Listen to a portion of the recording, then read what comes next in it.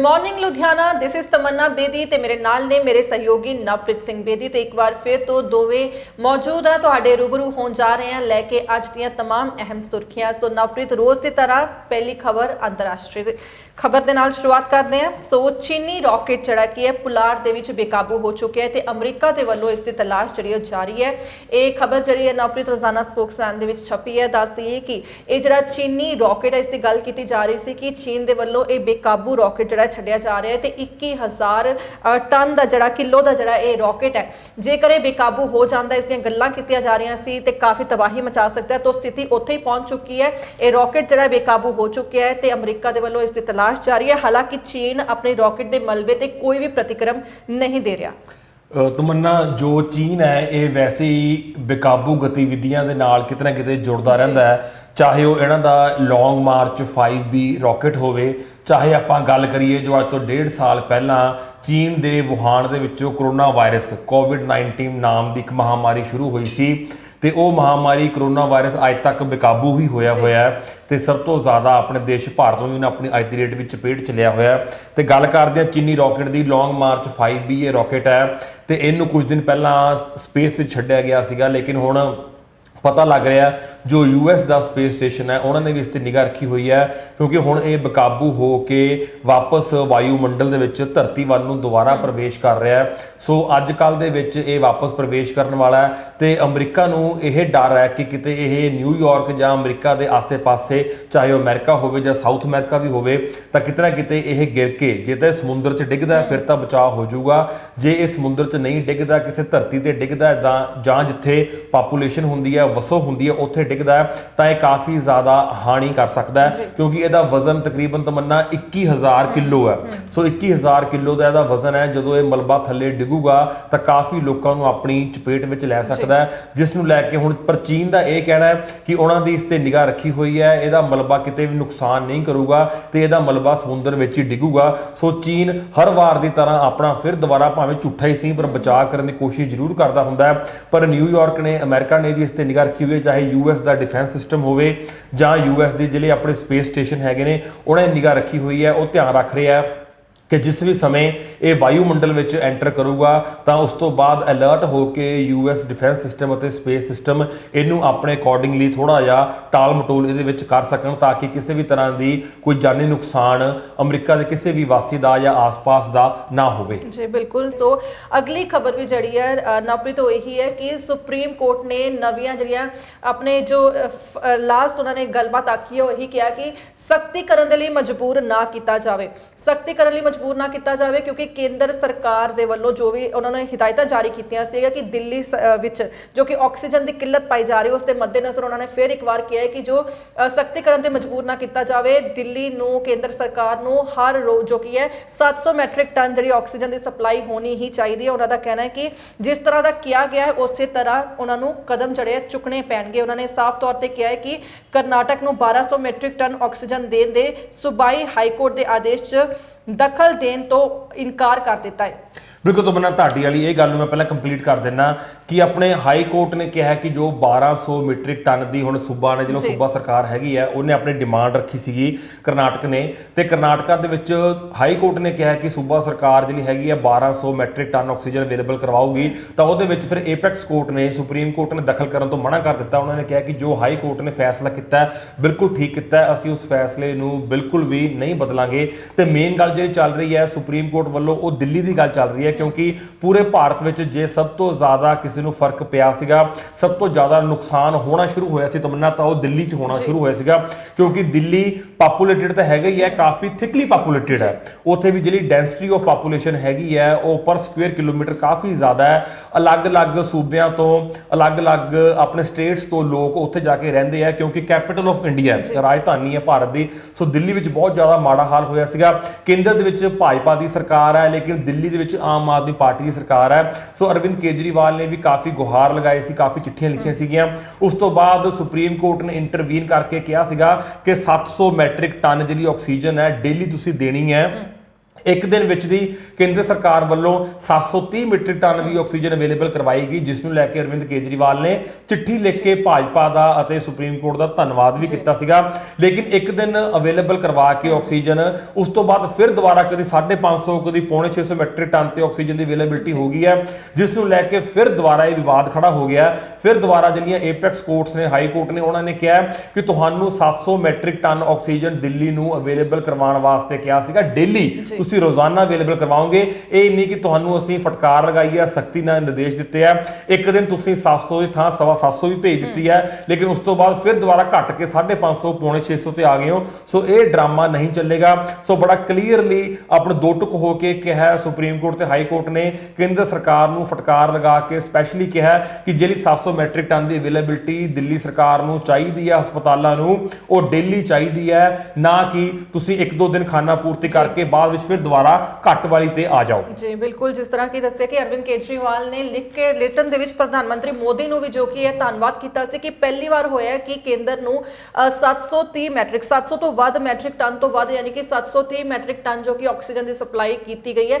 ਸੋ ਲੇਕਿਨ ਮੁੜ ਤੋਂ ਕਿਤੇ ਨਾ ਕਿਤੇ ਫਿਰ ਅਗਰ ਹਾਲਾਤ ਉੱਥੇ ਹੀ ਪਹੁੰਚ ਜਾਂਦੇ ਤੇ ਉਸ ਦੇ ਉੱਤੇ ਸੁਪਰੀਮ ਕੋਰਟ ਦਾ ਜੋ ਹੈ ਫਟਕਾਰ ਲਗਾਣਾ ਬੰਦ ਹੈ, ਕਿਉਂਕਿ ਸਥਿਤੀ ਬਹੁਤ ਨਾਜ਼ੁਕ ਹੈ। ਨਵਪ੍ਰੀਤ, ਸੋ ਅਗਲੀ ਖਬਰ ਵੱਲ ਰੁਕ ਕਰਦੇ ਹਾਂ ਜੋ ਕਿ ਪੰਜਾਬ ਸੂਬੇ ਤੋਂ ਤਾਂ ਦੱਸਦੀ ਹੈ ਪੰਜਾਬ ਦੇ ਸਰਕਾਰੀ ਹਸਪਤਾਲਾਂ ਦੇ ਵਿੱਚ 18 ਤੋਂ 45 ਉਮਰ ਵਰਗ ਦੇ ਲਈ ਟੀਕਾਕਰਨ ਜਿਹੜਾ ਡਰਾਈਵ ਹੈ ਉਹ ਸੋਮਵਾਰ ਤੋਂ ਸ਼ੁਰੂ ਕੀਤੀ ਜਾ ਰਹੀ ਹੈ। ਨਵਪ੍ਰੀਤ, ਤੇ ਮੁੱਖ ਮੰਤਰੀ ਨੇ ਕਿਹਾ ਕਿ 1 ਲੱਖ ਖੁਰਾਕਾਂ ਛੇਤੀ ਪੁੱਜਣ ਦੇ ਚੱਲਦਿਆਂ ਉਹਨਾਂ ਨੇ ਤਿਆਰੀ ਦੇ ਆਦੇਸ਼ ਵੀ ਜਿਹੜੇ ਜਾਰੀ ਕੀਤੇ ਨੇ। ਇਹਦਾ ਇਸ਼ੂ ਇਹ ਹੈ ਤਮੰਨਾ, ਜਿਹੜੀ 1 ਮਈ ਤੋਂ ਡਰਾਈਵ ਸ਼ੁਰੂ ਹੋਣੀ ਸੀਗੀ, 1 ਮਈ ਤੋਂ 18 ਤੋਂ 45 ਸਾਲ ਤੱਕ ਦਾ ਜਿਹੜਾ ਵਰਗ ਹੈ ਉਹਨੂੰ ਵੀ ਟੀਕਾਕਰਨ ਸ਼ੁਰੂ ਹੋਣਾ ਸੀਗਾ, ਕਿਉਂਕਿ ਨੌਜਵਾਨਾਂ 'ਚ ਹੀ ਮਾਮਲੇ ਦੇਖਣ ਨੂੰ ਮਿਲੇ ਸੀਗੇ। ਪਹਿਲਾਂ 65 ਸਾਲ ਤੋਂ ਉੱਪਰ ਵਾਲੇ ਜਿਹੜੇ ਸੀਨੀਅਰ ਹੁੰਦੇ ਨੇ, ਆਪਾਂ ਸੀਨੀਅਰ ਸਿਟੀਜ਼ਨ ਕਹਿ ਦਿੰਦੇ ਹਾਂ, ਉਹਨਾਂ ਵਾਸਤੇ ਸੀਗਾ। ਉਸ ਤੋਂ ਬਾਅਦ 45 ਤੋਂ 65 ਸਾਲ ਤੱਕ ਵਾਸਤੇ ਕੈਟਾਗਰੀ ਨੂੰ ਕਵਰ ਕਰ ਲਿਆ ਗਿਆ। ਉਸ ਤੋਂ ਬਾਅਦ ਕਿਹਾ ਗਿਆ ਸੀਗਾ ਕਿ 1 ਮਈ ਤੋਂ 18 ਤੋਂ ਲੈ ਕੇ 45 ਨੂੰ ਵੀ ਕਵਰ ਕੀਤਾ ਜਾਊਗਾ, ਲੇਕਿਨ ਅਨਅਵੇਲੇਬਿਲਿਟੀ ਆਫ ਡੋਜ਼ਸ ਕਰਕੇ, ਚਾਹੇ ਕੋਵਾਸ਼ੀਲਡ ਹੋਵੇ, ਕੋਵੈਕਸਿਨ ਹੋਵੇ, ਉਹਦੀ ਅਨਅਵੇਲੇਬਿਲਿਟੀ ਕਰਕੇ ਇਹ 1 ਤਰੀਕ ਤੋਂ ਕੰਮ ਸ਼ੁਰੂ ਨਹੀਂ ਹੋ ਪਾਇਆ ਸੀਗਾ। ਤੇ ਪੰਜਾਬ ਸਰਕਾਰ ਨੇ 30 ਲੱਖ ਡੋਜ਼ਾਂ ਦਾ ਆਰਡਰ ਦਿੱਤਾ ਹੈ SII ਨੂੰ। SII ਤੋਂ ਮੇਰਾ ਭਾਵ ਹੈ ਸਿਰਮ ਇੰਸਟੀਚਿਊਟ ਆਫ ਇੰਡੀਆ। ਸੋ ਉਹਨਾਂ ਨੂੰ 30 ਲੱਖ ਡੋਜ਼ ਦਾ ਆਰਡਰ ਦਿੱਤਾ ਹੈ, ਲੇਕਿਨ ਹੁਣ ਪਤਾ ਲੱਗਿਆ ਕਿ ਤਕਰੀਬਨ 3,30,000 ਦੇ ਕਰੀਬ ਇੱਕ ਹਫ਼ਤੇ ਦੇ ਵਿੱਚ ਜਿਹੜੀਆਂ ਵੈਕਸੀਨੇਸ਼ਨ ਦੀਆਂ ਡੋਜ਼ਸ ਨੇ ਉਹ ਆ ਰਹੀਆਂ ਨੇ। ਸੋ ਉਹਦੇ ਵਿੱਚੋਂ 1 ਲੱਖ ਡੋਜ਼ਾਂ ਅਲੱਗ ਰੱਖੀਆਂ ਗਈਆਂ ਨੇ। ਸੋਚਿਆ ਗਿਆ ਹੈ ਮੁੱਖ ਮੰਤਰੀ ਪੰਜਾਬ ਕੈਪਟਨ ਅਮਰਿੰਦਰ ਸਿੰਘ ਵੱਲੋਂ ਕਿ 1 ਲੱਖ ਡੋਜ਼ਾਂ ਨੂੰ ਪਹਿਲ ਦੇ ਆਧਾਰ ਤੇ ਜਿਹੜੇ 18 ਤੋਂ 45 ਸਾਲ ਦੇ ਵਰਗ ਵਾਲੇ ਨੌਜਵਾਨ ਨੇ ਤੇ ਉੱਤੋਂ ਦੀ ਜਿਹੜੇ ਉਹਦੇ ਵਿੱਚੋਂ ਫਰੰਟ ਲਾਈਨ ਵਾਲੇ ਆ, ਚਾਹੇ ਉਹ ਸਰਕਾਰੀ ਕਰਮਚਾਰੀ ਨੇ, ਸਰਕਾਰੀ ਅਧਿਕਾਰੀ ਨੇ, ਅਧਿਆਪਕ ਨੇ, ਜਾਂ ਪ੍ਰੈਸ ਮੀਡੀਆ ਵਾਲੇ ਆ, ਜਾਂ ਜਿਹੜੇ ਵੀ ਫਰੰਟ ਲਾਈਨ ਨੇ ਜਿਨ੍ਹਾਂ ਨੂੰ ਲੋਕਾਂ ਦੇ ਨਾਲ ਇਨ ਟੱਚ ਜ਼ਿਆਦਾ ਹੋਣਾ ਪੈਂਦਾ, ਸੋਸ਼ਲੀ ਥੋੜਾ ਜਿਹਾ ਹੋਣਾ ਪੈਂਦਾ, ਕਿਤੇ ਆਪਣੀ ਜਾਨ ਖਤਰੇ 'ਚ ਪਾ ਕੇ ਜਾਨ ਦੇ ਖਤਰੇ 'ਚ ਪਾਉਂਦੇ ਆ। ਸੋ ਉਹਨਾਂ ਨੂੰ ਪ੍ਰਾਇੋਰਟੀ ਬੇਸ ਤੇ ਰੱਖਿਆ ਗਿਆ, ਪਹਿਲ ਦੇ ਆਧਾਰ ਤੇ ਉਹਨਾਂ ਨੂੰ ਜਿਹੜੀਆਂ ਪਹਿਲੀਆਂ 1 ਲੱਖ ਡੋਜ਼ਾਂ ਆਉਣੀਆਂ ਨੇ ਆ ਹਫ਼ਤੇ ਦੇ ਵਿੱਚ ਉਹਨਾਂ ਨੂੰ ਡੋਜ਼ਾਂ ਦਿੱਤੀਆਂ ਜਾਣਗੀਆਂ। ਸੋ ਕਿਤੇ ਨਾ ਕਿਤੇ ਹੁਣ ਸੀਰੀਅਸਨੈਸ ਸੂਬਾਈ ਜਿਹੜੀ ਸਰਕਾਰਾਂ ਹੁੰਦੀਆਂ ਨੇ, ਪੰਜਾਬ ਸਰਕਾਰ ਦੀ ਵੀ ਹੁਣ ਵੈਕਸੀਨੇਸ਼ਨ ਨੂੰ ਲੈ ਕੇ ਸੀਰੀਅਸਨੈਸ ਕਿਤੇ ਨਾ ਕਿਤੇ ਹੁਣ ਨਜ਼ਰ ਆ ਰਹੀ ਹੈ। ਜੀ ਬਿਲਕੁਲ। ਸੋ ਨਵਪ੍ਰੀਤ, ਅਗਲੀ ਖਬਰ ਦੇ ਵੱਲ ਰੁਕ ਕਰਦੇ ਹਾਂ ਜੋ ਕਿ ਅਜੀਤ ਤੇ ਪਹਿਲੇ ਸਫੇ ਤੇ ਛਪੀ ਹੈ। ਸੋ ਕੋਟਕਪੂਰਾ ਗੋਲੀकांड ਮਾਮਲੇ 'ਚ ਨਵੀਂ SI ਟੀਮ ਦਾ ਜੋ ਕਿ ਸਪੈਸ਼ਲ ਇਨਵੈਸਟੀਗੇਸ਼ਨ ਟੀਮ ਦਾ ਗਠਨ ਜੋ ਕਿ ਕੀਤਾ ਗਿਆ। ਦੱਸਦੀ ਹੈ ਕਿ ਇਸ ਮਾਮਲੇ ਦੇ ਵਿੱਚ ਜੋ ਕਿ 2015 ਦੇ ਵਿੱਚ ਇਹ ਕਾਂਡ ਵਾਪਰਿਆ ਸੀਗਾ ਤੇ ਇਸ ਦੇ ਮਾਮਲੇ ਦੇ ਵਿੱਚ ਕਿਹਾ ਗਿਆ ਕਿ ਹੁਣ 6 ਮਹੀਨੇ ਦੇ ਵਿੱਚ ਜਾਂਚ ਜਿਹੜੀ ਹੈ ਉਹ ਪੂਰੀ ਹੋਣੀ ਚਾਹੀਦੀ ਹੈ। ਬਿਲਕੁਲ ਤਮੰਨਾ, ਇਹ ਪੰਜਾਬ ਦੇ ਵਾਸਤੇ, ਪੰਜਾਬੀਆਂ ਵਾਸਤੇ ਇੱਕ ਬੜਾ ਗੰਭੀਰ ਮੁੱਦਾ ਹੈ। ਗੱਲ ਹੈ 2015 ਦੀ, 14 ਅਕਤੂਬਰ 2015 ਜਦੋਂ ਸ਼ਾਂਤਮਈ ਧਰਨਾ ਦੇ ਰਹੇ ਸਨ ਜਿਹੜੇ ਆਪਣੇ ਪੰਜਾਬੀ ਵੀਰ ਨੇ, ਤੇ ਉਹ ਧਰਨਾ ਦੇ ਰਹੇ ਸਨ ਕਿਉਂਕਿ ਉਸ ਵਕਤ ਸ਼੍ਰੀ ਗੁਰੂ ਗ੍ਰੰਥ ਸਾਹਿਬ ਜੀ ਦੇ ਪੰਨੇ ਪਾੜੇ ਜਾ ਰਹੇ ਸਨ, ਉਹਨਾਂ ਦੇ ਅੰਗਾਂ ਦੀ ਬੇਅਦਬੀ ਕੀਤੀ ਜਾ ਰਹੀ ਸੀ, ਜਿਸ ਨੂੰ ਲੈ ਕੇ ਕੋਟਕਪੂਰਾ ਵਿਖੇ ਧਰਨਾ ਦਿੱਤਾ ਜਾ ਰਿਹਾ ਸੀਗਾ ਸ਼ਾਂਤਮਈ। ਤੇ ਉੱਥੇ ਪੁਲਿਸ ਦੀ ਤੇ ਜਿਹੜੇ ਧਰਨਾ ਦੇ ਰਹੇ ਸਨ ਉਹਨਾਂ ਵਿਚਕਾਰ ਕੋਈ ਕਹਿ ਸੁਣੀ ਹੋ ਗਈ, ਜਿਸ ਤੋਂ ਬਾਅਦ ਉੱਥੇ ਡਾਂਗਾ ਵੀ ਚੱਲੀਆਂ, ਹਵਾਈ ਫਾਇਰ ਵੀ ਹੋਏ, ਗੋਲੀਆਂ ਵੀ ਚੱਲੀਆਂ। ਕੋਟਕਪੂਰਾ ਕਾਂਡ, ਬਹਿਬਲ ਕਲਾਂ, ਬਰਗਾੜੀ ਕਾਂਡ ਕਾਫੀ ਜ਼ਿਆਦਾ ਲੋਕਾਂ ਦੇ ਇਸ ਵਕਤ ਜ਼ਿਹਨ ਦੇ ਵਿੱਚ ਹੈ। 14 ਅਕਤੂਬਰ 2015 ਨੂੰ ਉੱਥੇ FIR ਦਰਜ ਕੀਤੀ ਗਈ ਸੀ। ਉਸ ਤੋਂ ਬਾਅਦ ਇਹਦੇ ਵਿੱਚ ਟੀਮਾਂ ਵੱਲੋਂ ਇਨਵੈਸਟੀਗੇਸ਼ਨ ਕੀਤੀ ਗਈ, SIT ਵਗੈਰਾ ਵੀ ਬਣੀ। ਫਿਰ SIT ਨੇ ਬਣਨ ਤੋਂ ਬਾਅਦ 7 ਅਗਸਤ 2018 ਨੂੰ ਤਕਰੀਬਨ 3 ਸਾਲਾਂ ਬਾਅਦ 7 ਅਗਸਤ 2018 ਨੂੰ ਇੱਕ ਹੋਰ ਫਰੈਸ਼ ਜਿਹੜੀ FIR ਇਸ ਮਾਮਲੇ ਵਿੱਚ ਦਰਜ ਕੀਤੀ ਸੀ। ਉਸ ਤੋਂ ਬਾਅਦ ਉਹਦੇ ਜਿਹੜੇ ਮੁਖੀ ਸਨ ਕੁੰਵਰ ਵਿਜੇ ਪ੍ਰਤਾਪ ਸਿੰਘ, ਉਹਨਾਂ ਨੇ ਕਾਫੀ ਜ਼ਿਆਦਾ ਉਹਦੇ ਵਿੱਚ 9 ਚਲਾਨ ਵੀ ਪੇਸ਼ ਕੀਤੇ, ਲੇਕਿਨ ਅਖੀਰ ਵਿੱਚ ਆ ਕੇ ਕੰਮ ਕਾਫੀ ਖਰਾਬ ਹੋ ਗਿਆ। ਅਖੀਰਾ ਚਲਾਨ ਪੇਸ਼ ਹੋਣ ਤੋਂ ਪਹਿਲਾਂ ਹਾਈ ਕੋਰਟ ਵੱਲੋਂ ਸਾਰਾ ਕੁਝ ਹੀ ਰੱਦ ਕਰ ਦਿੱਤਾ ਗਿਆ। ਉਸ ਵਕਤ ਦੇ SHO ਗੁਰਦੀਪ ਸਿੰਘ ਦੇ ਕਹਿਣ ਤੇ, ਇੱਕ ਕੰਪਲੇਂਟ ਫਾਈਲ ਕਰਨ ਦੇ ਕਹਿਣ ਤੇ ਕਿ ਸਾਨੂੰ ਸ਼ੱਕ ਲੱਗਦਾ ਹੈ ਕਿ ਇਹਦੇ ਵਿੱਚ ਪਾਰਦਰਸ਼ਤਾ ਨਹੀਂ ਹੋਈ ਹੈ। ਸੋ ਕਾਫੀ ਜ਼ਿਆਦਾ ਘੋੜ ਮੋੜ ਵੀ ਹੋਏ, ਮੋੜ ਵੀ ਹੋਏ ਕੇਸਾਂ ਨੂੰ ਲੈ ਕੇ, ਲੇਕਿਨ ਤੁਹਾਨੂੰ ਪਤਾ ਵੀ ਹਾਈ ਕੋਰਟ ਉੱਪਰਲੀਆਂ ਕੋਰਟਾਂ ਹੁੰਦੀਆਂ ਨੇ, ਸੋ ਉਹਨਾਂ ਦਾ ਜਿਹੜਾ ਫੈਸਲਾ ਹੁੰਦਾ, ਅੰਤਮ ਫੈਸਲਾ ਹੁੰਦਾ, ਉਹ ਤੇ ਆਪਾਂ ਕਦੇ ਵੀ ਕੋਈ ਕਿੰਤੂ ਪਰੰਤੂ ਨਹੀਂ ਕਰ ਸਕਦੇ। ਲੇਕਿਨ ਉਸ ਤੋਂ ਬਾਅਦ ਹਾਈ ਕੋਰਟ ਨੇ ਕਿਹਾ ਸੀਗਾ ਕਿ SIT ਮੈਂ ਰੱਦ ਕਰ ਰਹੇ ਹਾਂ, ਅਸੀਂ ਰੱਦ ਕਰ ਰਹੇ ਹਾਂ ਤੇ ਨਵੀਂ SIT ਬਣਾਈ ਜਾਵੇ।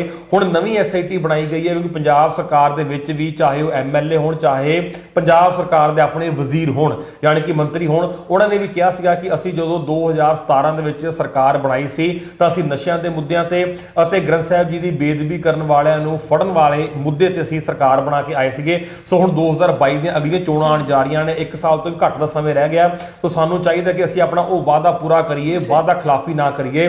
ਸੋ ਉਹਨਾਂ ਨੇ ਕਿਹਾ ਸੀ ਕਿ 1-2 ਮਹੀਨੇ 'ਚ ਨਵੀਂ SIT ਬਣਾ ਕੇ ਕੱਟੀ ਕੱਢਿਆ ਜਾਵੇ, ਕੋਈ ਹੱਲ ਕੱਢਿਆ ਜਾਵੇ। ਲੇਕਿਨ ਹੁਣ ਪੰਜਾਬ ਸਰਕਾਰ ਨੇ ਕਿਹਾ ਕਿ 6 ਮਹੀਨੇ ਤੱਕ ਦਾ ਸਮਾਂ ਦਿੱਤਾ ਜਾਂਦਾ ਹੈ ਚੋਣਾਂ ਤੋਂ ਪਹਿਲਾਂ ਦਾ, ਅਤੇ 3 ਮੈਂਬਰੀ ਕਮੇਟੀ ਬਣਾਈ ਗਈ ਹੈ ਜਿਹਦੇ ਵਿੱਚ ਖਾਸ ਕਰਕੇ ਜੋ ਹੁਣ ਇਹ ਨਵੀਂ SIT ਬਣੀ ਹੈ ਇਹਦੇ ਪ੍ਰਮੁੱਖ ਬਣਾਏ ਗਏ ਨੇ ADGP LK ਯਾਦਵ, ਜੋ ਕਿ ਪੰਜਾਬ ਪੁਲਿਸ ਦੇ ਵਿੱਚ ਹੀ ਜਿਹੜੇ ਵਿਜੀਲੈਂਸ ਬਿਊਰੋ ਡਿਪਾਰਟਮੈਂਟ ਹੈ ਉਹ ਦੇਖ ਰਹੇ ਆ। ADGP LK ਯਾਦਵ ਦੇ ਮੁਖੀ ਹੋਣਗੇ। ਉਸ ਤੋਂ ਬਾਅਦ ਨਾਲ ਉਹਨਾਂ ਦਾ ਸਹਿਯੋਗ ਦੇਣਗੇ ਲੁਧਿਆਣਾ ਦੇ ਮੌਜੂਦਾ ਪੁਲਿਸ ਕਮਿਸ਼ਨਰ IG ਰੈਂਕ ਦੇ ਰਾਕੇਸ਼ ਅਗਰਵਾਲ, ਉਹਨਾਂ ਦੇ ਨਾਲ ਉਹਨਾਂ ਦਾ ਸਾਥ ਦੇਣਗੇ ਫਰੀਦਕੋਟ ਦੇ DIG ਸੁਰਜੀਤ ਸਿੰਘ। ਸੋ ਇਹ 3 ਬੜੇ ਹੀ ਸੀਨੀਅਰ ਤੇ ਬੜੇ ਹੀ ਹੋਣਹਾਰ ਪੁਲਿਸ ਅਫਸਰ ਨੇ ADGP IG ਅਤੇ DIG ਰੈਂਕ ਦੇ, ਜੋ ਕਿ ਹੁਣ ਇਹ 3 ਮੈਂਬਰੀ ਕਮੇਟੀ ਦੇ ਵਿੱਚ ਆਪਸ ਚ ਰਾਏ ਕਰਕੇ, ਸਲਾਹ ਕਰਕੇ ਹੁਣ ਨਵੀਂ SIT ਦੀ ਜੋ ਵੀ ਅੱਗੇ ਇਨਕੁਆਇਰੀ ਹੋਊਗੀ, ਇਨਵੈਸਟੀਗੇਸ਼ਨ ਹੋਊਗੀ, ਉਹਨੂੰ ਚੰਗੀ ਤਰ੍ਹਾਂ ਨੇਪਰੇ ਚਾੜਨਗੇ। ਜੀ ਬਿਲਕੁਲ, ਔਰ ਇਹ ਵੀ ਕਿਹਾ ਗਿਆ ਹੈ ਕਿ SI ਟੀਮ ਤੇ ਕੋਈ ਵੀ ਅੰਦਰੂਨੀ ਜਾਂ ਬਾਹਰਲੀ ਦਬਾਅ ਜਿਹੜਾ ਹੈ ਉਹ ਨਹੀਂ ਬਣਾਇਆ ਜਾਏਗਾ। ਸੋ ਨਵਪ੍ਰੀਤ, ਅਗਲੀ ਖਬਰ ਦੇ ਵੱਲ ਰੁਖ ਕਰਦੇ ਹਾਂ ਜੋ ਕਿ ਲੁਧਿਆਣਾ ਸ਼ਹਿਰ ਦੇ ਨਾਲ ਸੰਬੰਧਿਤ ਹੈ। ਦੱਸ ਦਈਏ ਕਿ ਸਰਕਾਰ ਦੇ ਵੱਲੋਂ ਜੋ ਕਿ ਨਵੀਆਂ ਹਿਦਾਇਤਾਂ ਜਾਰੀ ਕੀਤੀਆਂ ਗਈਆਂ ਉਸ ਨੂੰ ਜਾਰੀ ਕਰਦਿਆਂ ਲੁਧਿਆਣਾ ਡਿਪਟੀ ਕਮਿਸ਼ਨਰ ਵਰਿੰਦਰ ਸ਼ਰਮਾ ਜੀ ਦੇ ਵੱਲੋਂ ਹਿਦਾਇਤਾਂ ਜਾਰੀ ਕੀਤੀਆਂ ਗਈਆਂ ਕਿ ਸੋਮਵਾਰ ਤੋਂ ਸ਼ੁੱਕਰਵਾਰ ਤੱਕ ਸਵੇਰੇ 5 ਵਜੇ ਤੋਂ ਲੈ ਕੇ ਦੁਪਹਿਰ 12 ਵਜੇ ਤੱਕ ਜੋ ਕਿ ਹੈ ਦੁਕਾਨਾਂ ਜਿਹੜੀਆਂ ਜਾਂ ਬਾਜ਼ਾਰ ਜਿਹੜੇ ਖੁੱਲੇ ਰਹਿਣਗੇ, ਔਰ ਉਸ ਤੋਂ ਬਾਅਦ ਜੋ ਕਿ ਮੁਕੰਮਲ ਕਰਫਿਊ ਰਹੇਗਾ। ਨਵਪ੍ਰੀਤ, ਮੈਂ ਦੱਸ ਦਵਾਂ ਕਿ ਇਸ ਮੌਕੇ ਜੋ ਕਿ ਹੈ ਰੋਜ਼ ਦੀ ਤਰ੍ਹਾਂ ਪਹਿਲੇ ਦੇ ਵਕਨ ਹੀ ਜੋ ਕਿ ਸਿਨੇਮਾ ਹਾਲ ਨੇ ਜਾਂ ਸਪਾ, ਜਿਮ, ਸੈਲੂਨ ਵਗੈਰਾ ਨੇ ਉਹ ਉਦਾਂ ਹੀ ਬੰਦ ਰਹਿਣਗੇ। ਔਰ ਅਗਰ ਆਪਾਂ ਗੱਲ ਕਰੀਏ ਧਾਰਮਿਕ ਸਮਾਜਿਕ ਸੰਸਥਾਵਾਂ ਦੀ ਤਾਂ ਉੱਥੇ ਵੀ ਜਿਹੜਾ ਇਕੱਠ ਨਹੀਂ ਕਰਨ ਦਿੱਤਾ ਜਾਵੇਗਾ, ਉਸ ਤੇ ਵੀ ਕੋਈ ਵੀ ਔਰ ਫੰਕਸ਼ਨ ਜਿਹੜਾ ਹੈ ਤੇ ਉੱਤੇ ਪਾਬੰਦੀ ਲਗਾਈ ਗਈ ਹੈ। ਔਰ ਵਿਆਹ ਜਾਂ ਸੰਸਕਾਰ ਵਰਗੇ ਸਮਾਗਮਾਂ ਦੇ ਵਿੱਚ 10 ਵਿਅਕਤੀਆਂ ਤੋਂ ਜ਼ਿਆਦਾ ਦੇ ਜਾਣ ਦੀ ਆਗਿਆ ਨਹੀਂ ਦਿੱਤੀ ਜਾਵੇਗੀ। ਸੋ ਇਹ ਜਿਹੜਾ ਕਰਫਿਊ ਹੈ, ਜੋ ਨਵੀਆਂ ਹਿਦਾਇਤਾਂ ਜਾਰੀ ਕੀਤੀਆਂ ਗਈਆਂ, ਇਹ 16 ਮਈ ਤੱਕ ਲਾਗੂ ਰਹਿਣਗੀਆਂ। ਬਿਲਕੁਲ ਤਮੰਨਾ, ਇਹ ਸਪੈਸ਼ਲੀ ਹੁਣ ਆਪਾਂ ਨਿਊ ਆਰਡਰ ਕਹਿ ਦਿੰਦੇ ਆ, ਨਵੇਂ ਆਰਡਰ ਆਏ ਨੇ ਕਿ ਹੁਣ ਰੋਜ਼ਾਨਾ ਜੇ ਆਪਾਂ ਗੱਲ ਕਰੀਏ ਸੋਮਵਾਰ ਤੋਂ ਸ਼ੁੱਕਰਵਾਰ ਤੱਕ ਅੱਜ ਤੋਂ ਲਾਗੂ ਹੈ। ਸਵੇਰੇ 5 ਵਜੇ ਤੋਂ ਲੈ ਕੇ ਦੁਪਹਿਰ ਦੇ 12 ਵਜੇ ਤੱਕ ਤੁਸੀਂ ਕਿਸੇ ਵੀ ਤਰ੍ਹਾਂ ਦੀ ਕੋਈ ਖਰੀਦਦਾਰੀ ਹੈ, ਕੋਈ ਆਪਣਾ ਲੈਣ ਦੇਣ ਹੈ, ਸਮਾਨ ਹੈ, ਦੁਕਾਨਾਂ ਨੇ ਆਪਣਾ ਕਰ ਸਕਦੇ ਹੋ। ਤੇ ਦੁਪਹਿਰੇ 12 ਵਜੇ ਤੋਂ ਬਾਅਦ ਫਿਰ ਅਗਲੇ ਦਿਨ ਸਵੇਰੇ 5 ਵਜੇ ਤੱਕ ਕਰਫਿਊ ਰਹੇਗਾ। ਜੇ ਤੁਸੀਂ ਬਾਹਰ ਨਿਕਲਦੇ ਹੋ ਤਾਂ ਤੁਹਾਡੇ ਕੋਲ ਵੈਲਿਡ ਰੀਜ਼ਨ ਹੋਣਾ ਚਾਹੀਦਾ ਹੈ, ਕਰਫਿਊ ਪਾਸ ਤੁਹਾਡੇ ਕੋਲ ਹੋਣਾ ਚਾਹੀਦਾ ਹੈ। ਇਹਦੇ ਵਿੱਚ ਨੋ ਡਾਊਟ ਜਿਹੜੀ ਬਿਲਕੁਲ ਲੇਬਰ ਕਲਾਸ ਹੈ, ਜਿਹੜੇ ਪੈਦਲ ਤੁਰ ਕੇ ਜਾਂ ਸਾਈਕਲ ਤੇ ਆਪਣੇ ਫੈਕਟਰੀ ਕੰਮਾਂ ਕਾਰਾਂ ਨੂੰ ਜਾਂਦੇ ਆ, ਉਹਨਾਂ ਦਾ ਸ਼ਨਾਖਤੀ ਕਾਰਡ ਹੀ ਉਹਨਾਂ ਵਾਸਤੇ ਕਰਫਿਊ ਪਾਸ ਹੋਏਗਾ। ਤੇ ਉਸ ਤੋਂ ਇਲਾਵਾ ਜਿਹੜੀ ਕੋਈ ਲੇਅਰ ਐਕਟੀਵਿਟੀਜ਼ ਵਾਲੀ ਚੀਜ਼ਾਂ ਨੇ, ਸਵਿਮਿੰਗ ਪੂਲ ਹੋ ਗਏ, ਮਲਟੀਪਲੈਕਸਿਸ ਹੋ ਗਏ, ਸਿਨੇਮਾ ਹਾਲ ਹੋ ਗਏ, ਜਿਮ ਹੋ ਗਏ, ਸਪਾ ਹੋ ਗਏ, ਉਹਨਾਂ ਤੇ ਫਿਲਹਾਲ ਪੂਰਨ ਰੂਪ ਨਾਲ ਪਹਿਲਾਂ ਵਾਂਗੂ ਹੀ ਪਾਬੰਦੀ ਲੱਗੀ ਹੋਈ ਹੈ, ਉਹ ਆਫ ਹੀ ਰਹਿਣਗੇ, ਕਲੋਜ਼ ਹੀ ਰਹਿਣਗੇ। ਉਸ ਤੋਂ ਇਲਾਵਾ ਜਿਹੜੇ ਦੁੱਧ ਵਗੈਰਾ ਦੀ ਫਲ ਸਬਜ਼ੀਆਂ ਸਪਲਾਈ ਕਰਨ ਵਾਲੇ ਆ, ਉਹਨਾਂ ਵਾਸਤੇ ਇੱਕ ਪਾਰਟਿਕੂਲਰ ਟਾਈਮ ਦਿੱਤਾ ਗਿਆ, ਜਿਵੇਂ ਸਵੇਰੇ 5 ਤੋਂ 12 ਜਾਂ ਸ਼ਾਮ ਨੂੰ 5 ਤੋਂ 9 ਜਿਹਨੇ ਸਪਲਾਈ ਵਗੈਰਾ ਕਰਨੀ ਹੈ, ਹੋਮ ਡਿਲੀਵਰੀ ਕਰਨੀ ਹੈ। ਤੇ ਖਾਸ ਕਰਕੇ ਕਿਸੇ ਵੀ ਤਰ੍ਹਾਂ ਦਾ ਕੋਈ ਰਾਜਨੀਤਿਕ, ਸਮਾਜਿਕ ਕੋਈ ਵੀ ਤੁਸੀਂ ਇਕੱਠ ਨਹੀਂ ਕਰ ਸਕਦੇ। ਤੇ ਵਿਆਹਾਂ ਤੇ ਸੰਸਕਾਰਾਂ ਤੇ ਯਾਨੀ ਕਿ ਸੁੱਖ ਦੁੱਖ ਤੇ ਜੇ ਤੁਸੀਂ ਜਾਣਾ ਹੈ ਤਾਂ 10 ਬੰਦੇ ਮੈਕਸਿਮਮ ਅਲਾਓ ਕੀਤੇ ਗਏ ਆ।